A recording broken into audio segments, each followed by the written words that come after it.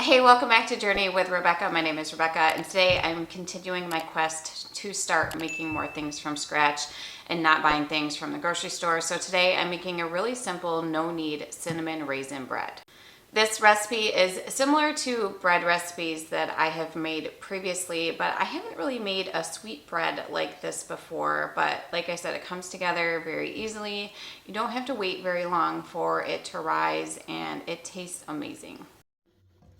All right, to a bowl, you're adding 1.5 teaspoons of yeast. I'm using a rapid rise yeast, and then you're going to do 3 tablespoons of sugar.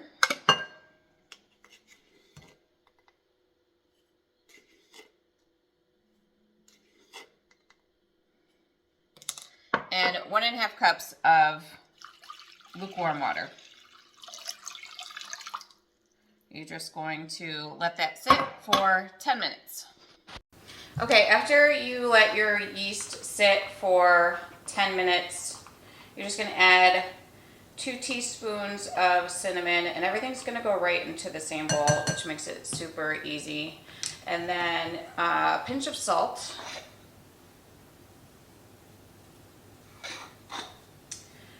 Three cups of flour, which I already measured out. And then 2/3 of a cup of raisins.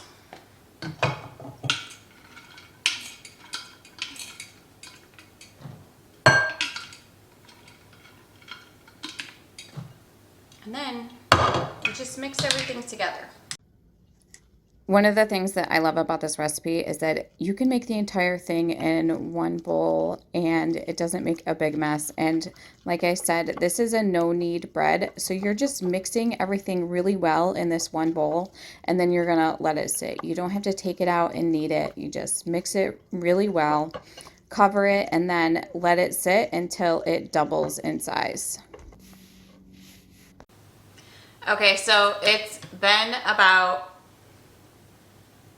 almost an hour and a half. I'm impatient, so I went and ran errands while I was waiting for my dough to rise. It's doubled in size and it's a sticky dough, so you're gonna want to flour your surface and put your dough out on your floured surface. And we're not really gonna knead it, we're just gonna kind of get the stickies out, which is the technical term that I love to use all the time, which is so silly. And then form it into the shape of your dough. And I have my oven on and it has preheated. It's 450 degrees. And my Dutch oven is in the oven because you're putting this into a heated Dutch oven. You're not going to put this into a cold Dutch oven. The dough smells so good.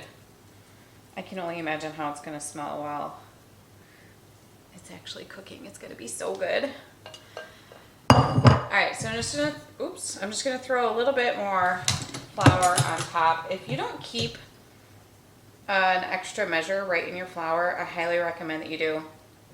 I just picked up an extra set of measuring cups from the thrift store, and it's perfect to just keep right in the flour because you don't have to worry about having one, or if you're cooking and using a lot of measurements and one is dirty, then you just really don't have to worry about it. So we're just going to kind of form this together. Like I said, it is a sticky dough, so it's going to be a little bit messy. And I should have grabbed my bench scraper before I went ahead and started doing this.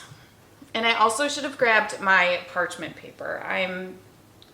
I don't know, I guess I'm just in a hurry to get this into the oven so I can actually try it. So let me grab those things. But you can see how nicely it comes together. I'm just gonna grab those few things and then we can go from there. Okay, I grabbed parchment paper, my bench scraper, and my knife, and I'm just going to pick up the dough and place it on my parchment paper. Still a little bit sticky, but that's okay. I'm just going to slice an X into the dough, and then It's gonna go right into the Dutch oven that I actually just took out of the oven. All right, in the oven for 30 minutes covered, and then you're gonna take the top off, and then, you know, depending upon your oven and everything like that, you're gonna leave it uncovered for another 5 to 15 minutes. I would go closer to the 10 to 15 minute side, but like I said, it's completely up to you and your oven. Okay, I'm the worst. I can't set a timer to save my life. This is probably closer to the 15-minute side after I took the top off, because I don't know what it is.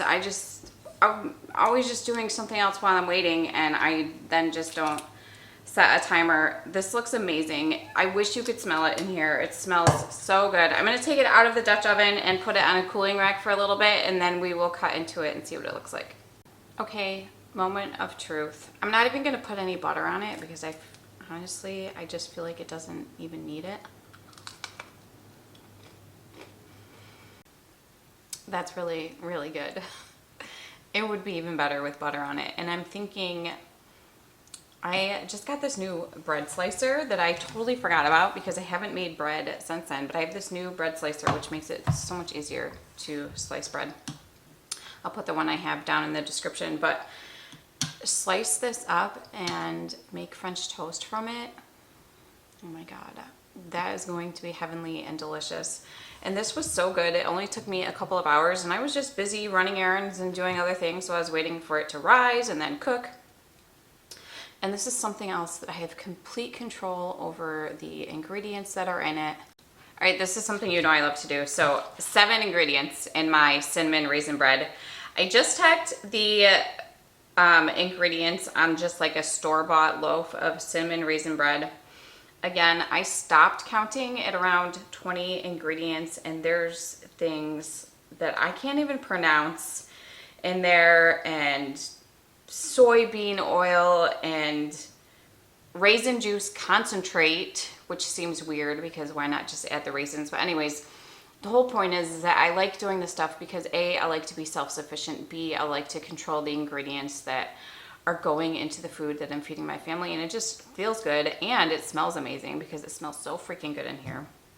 Please try this for yourself. Turn it into French toast, or let me know how you decide to eat it. It's amazing. It tastes so good. You won't regret it, I promise you. Please like, subscribe, share, and I'll see you soon. It's better with butter. Oh, you know what would be even better?